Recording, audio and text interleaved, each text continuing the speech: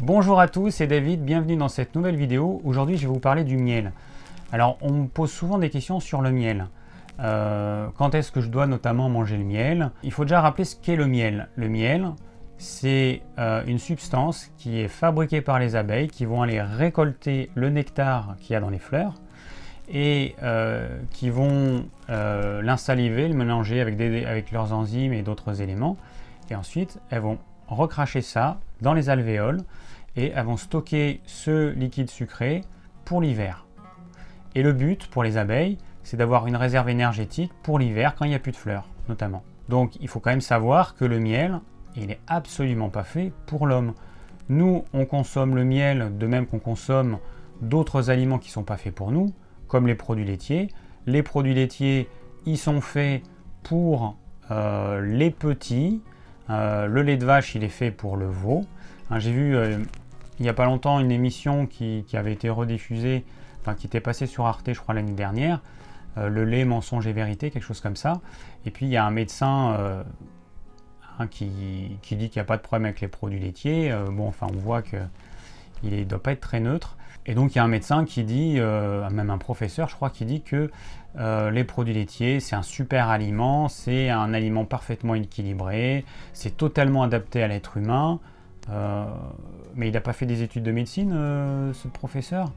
Il ne sait pas que dans le lait, il y a des hormones qui sont faites pour aider un animal à grossir rapidement en quelques mois, que le lait de vache, il contient énormément de calcium, parce que le veau, il a un squelette qui est beaucoup plus lourd, je ne sais pas combien, il est 3 fois, 4 fois plus lourd que notre squelette à nous.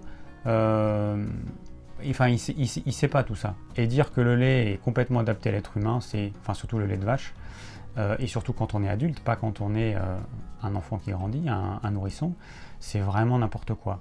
Donc le miel, n'oubliez pas qu'il est fait pour les abeilles, il n'est pas fait pour l'être humain. Et du coup, quand on me demande, mais alors, parce que moi je déconseille le miel un petit peu tout le temps en fait. Le miel, il contient une substance antibactérienne, antiseptique, qui va faire en sorte que le miel se conserve indéfiniment, parce que le miel, il contient quand même pas mal d'eau. Donc le miel, il va se conserver indéfiniment. On a retrouvé du miel dans les pyramides, ça se conserve indéfiniment.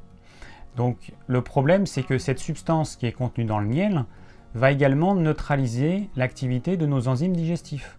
Donc quand vous prenez du miel, notamment avec d'autres aliments, par exemple si vous prenez du miel avec un yaourt, le yaourt qui contient des sucres, des protéines et des lipides, cette substance antimicrobienne va neutraliser les enzymes qui servent à digérer les protéines et les lipides du yaourt.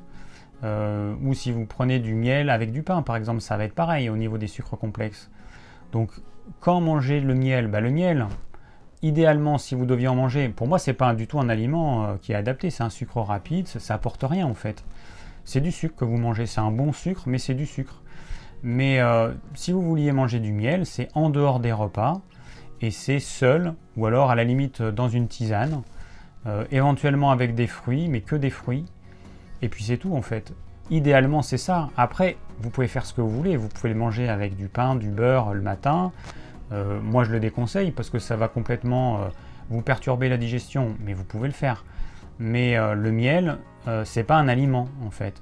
C'est pas un bon aliment. Alors moi j'ai vécu en Ariège et mes voisins c'était des apiculteurs. Donc je connais très bien le miel et j'en ai mangé quand j'étais gamin. Et puis aujourd'hui j'adore ça encore. Pain, beurre, miel, c'est extrêmement bon. Et puis il y a des miels, puis il y a différentes variétés de miel. Il y a le miel d'acacia qui est doux, il y a le miel de châtaignier que moi j'adore, qui est très fort. Et voilà, c'est un aliment plaisir, c'est une sucrerie.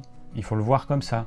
Mais consommer du miel au quotidien en pensant se faire du bien, on se leurre, parce que c'est pas du tout le cas. C'est du sucre que vous mangez, c'est du bon sucre, avec un petit peu de nutriments, mais le peu de nutriments que vous avez dans le miel, vous allez le trouver dans d'autres aliments qui, eux, ne contiennent pas tout ce sucre. Et une excellente utilisation du miel, c'est en usage externe. Parce que cet antiseptique, quand vous le mettez sur une plaie, ça va aider la plaie à cicatriser. Donc, par exemple, moi ce que je fais, c'est que quand je me fais une plaie, je me mets un petit peu de miel sur une gaze, un pansement et hop, je mets sur la plaie. Il n'y a aucune douleur, ça pique pas, ça fait rien du tout. Ça va aider la plaie à cicatriser plus rapidement, à faire une cicatrice invisible. Ça, c'est vraiment bien.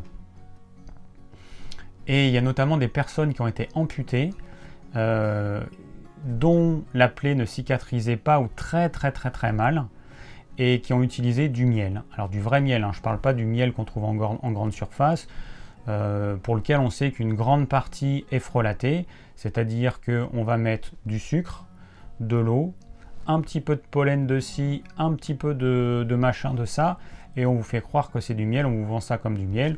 Il y a 60 millions de consommateurs à Que Choisir qui ont analysé des miels. Puis il y a la répression des fraudes qui tous les ans analyse des miels et puis qui se rend compte qu'il y a une grande partie des miels qu'on retrouve en grande surface qui sont frelatés. Ce sont notamment des miels qui viennent d'Asie, évidemment encore une fois les miels de Chine. Donc attention, achetez pas votre miel en grande surface, allez chez un apiculteur qui fait lui-même son miel. Donc en mettant du vrai miel sur une plaie comme par exemple une personne amputée, comme un membre amputé, eh bien la zone va cicatriser très rapidement. Je me rappelle plus, j'ai vu un reportage qui parlait de ça, je sais plus si ça parlait du miel, mais en tout cas il y avait un mec, je crois que c'était un alpiniste, qui avait été amputé au niveau du pied, ça devait être ses orteils, quelque chose comme ça, et qui avait utilisé le miel parce que les autres solutions ne fonctionnaient pas. Et il avait été filmé au bout de X jours, enfin il tenait un petit peu un journal, et c'était impressionnant la vitesse de cicatrisation qu'il avait obtenue grâce au miel. Donc ça c'est vraiment génial. Le miel pour les plaies c'est vraiment super. Mais comme aliment, mangez-le comme un aliment plaisir de temps en temps, mais surtout pas au quotidien. Merci d'avoir suivi cette vidéo, j'espère qu'elle vous aura plu et qu'elle vous aura permis de faire le point sur le miel, parce qu'on me pose souvent la question. Si vous avez d'autres questions sur le miel, n'hésitez pas à les laisser en commentaire. Si vous désirez recevoir gratuitement mes conseils pour une alimentation saine, cliquez sur le lien ci-dessous.